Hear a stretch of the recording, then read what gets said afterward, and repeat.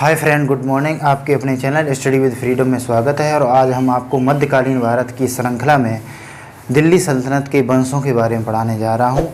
और ये सब हम आपको ट्रिक के माध्यम से पढ़ाएंगे। इससे पहले मैंने आपको मोहम्मद गौरी के बारे में पढ़ाया था। यदि आपने मोहम्मद गौरी के बारे में नहीं पढ़ा है तो आप हमारे वीडियो की प्लेलिस्ट में जा कर के उस वीडियो को आप देख सकते हैं। ठीक है, देखिए स्टार्ट करते हैं। दिल्ली सल्तनत काल में सबसे पहले क्या होता है, गुलाम वंश की स्थापना होती है। और गुलाम वंश की स्थापना लाहौर में कुतुबुद्दीन ऐबक करता है। गुलाम वंश की स्थापना लाहौर में कुतुबुद्दीन ऐबक करता है 1206 में। 1206 में करता है। गुलाम वंश लगभग 90 वर्षों तक चलता है। ठीक है, तो इसका जो संस्थापक होता है वो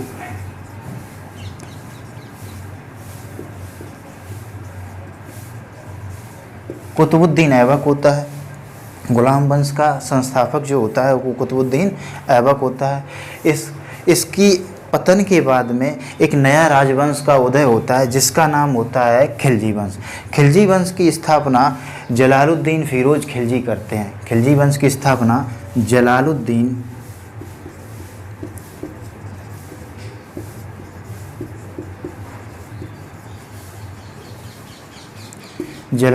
फिरोज खिलजी करते हैं।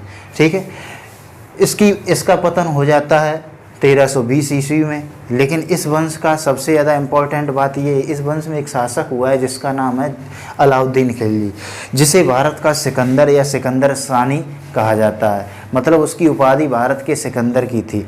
ठीक है, इसके बाद में अगला वंश आता है जिसका नाम है तुगलक वंश।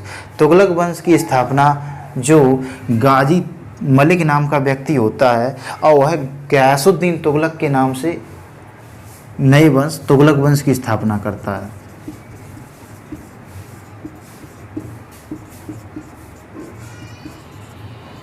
गयासुद्दीन तुगलक के नाम से नए वंश की स्थापना करता है, तुगलक वंश का जो संस्थापक होता है। ठीक है, इसके बाद में क्या होता है, इस वंश में दो शासक हुए हैं बहुत ज़्यादा महत्वपूर्ण। एक का नाम मोहम्मद बिन तुगलक था जिसे मूर्ख बादशाह कहा जाता था, लेकिन अपने समय में सबसे अधिक विद्वान शासक था। ठीक है, इसके बाद में अगला शासक बनता है फिरोज शाह तुगलक। ये जो फिरोज शाह तुगलक था इसने सबसे पहले भारत में ब्राह्मणों पर जजिया कर लगाया था। ठीक, इसके समय में सबसे अधिक दास थे।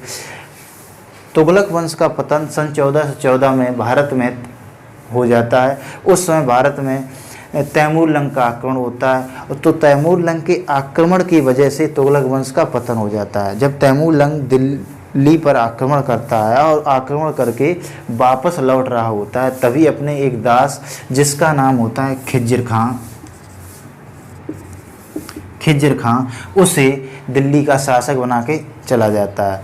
जब खिज्र खां शासक बनता है तो वह सैयद वंश के नाम की स्थापना करता है। और सैयद वंश दिल्ली सल्तनत के इतिहास में सबसे छोटा, सबसे कम समय तक शासन करने वाला वंश रहा। इसने मात्र 37 वर्षों तक दिल्ली पर शासन किया है। 37 वर्षों तक शासन किया है। इस वंश का जो अंतिम शासक होता है जिसका नाम होता है आलम शाह होता है, वो क्या करता है, थोड़ा विलासी प्रवृत्ति का व्यक्ति होता है। वह अपना शासन अपने अधीन पंजाब के गवर्नर बहलोल लोदी को सौंप देता है। तो आगे क्या होता है, सैयद वंश के पतन के बाद में अगला नया वंश बनता है, कौन सा, लोदी वंश। और लोदी वंश का संस्थापक जो होता है जिसका नाम बहलोल लोदी होता है, बहलोल लोदी होता है। बहलोल लोदी होता है, यह प्रथम अफगान वंश होता है। लोदी वंश जो होता है प्रथम अफगान वंश होता है। इस वंश में 3 शासक होते हैं। पहला सिकंदर लोदी, दूसरा बहलोल लोदी, दूसरा सिकंदर लोदी, उसके बाद में इब्राहिम लोदी को ही 1526 ईस्वी में पानीपत के प्रथम युद्ध में बाबर पराजित कर देता है और भारत में मुगल वंश की नींव पड़ती है। तो देखिए ये जो वंश हैं हम ट्रिक के माध्यम से जान लेते हैं। ट्रिक क्या है देखिएगा,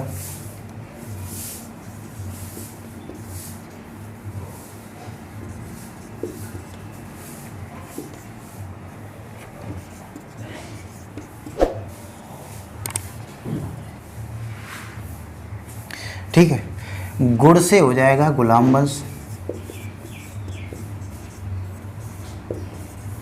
गुड़ से हो जाएगा गुलाम वंश, गुड़ से हो जाएगा गुलाम वंश। खा से हो जाएगा खिलजी वंश,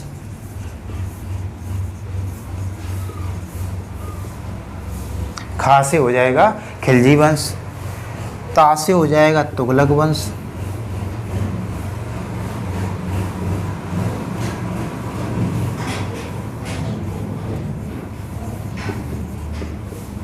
सा से हो जाएगा सैयद वंश,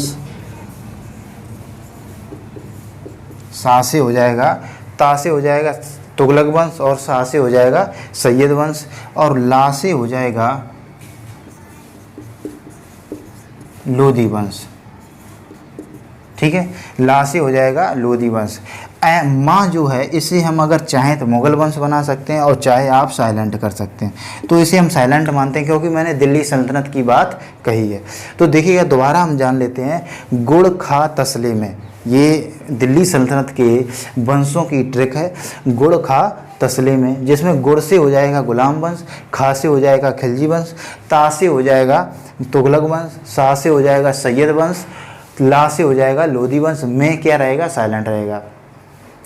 यदि आपको मेरा वीडियो पसंद आया है तो लाइक कीजिएगा, और आपकी अगर क्वेरी हो तो कोई क्वेरी बनती है तो आप कमेंट बॉक्स में कमेंट कीजिएगा ताकि हम आपकी क्वेरी को सॉल्व कर सकें। और आप हमारे चैनल को सब्सक्राइब कीजिएगा। जय हिंद, धन्यवाद।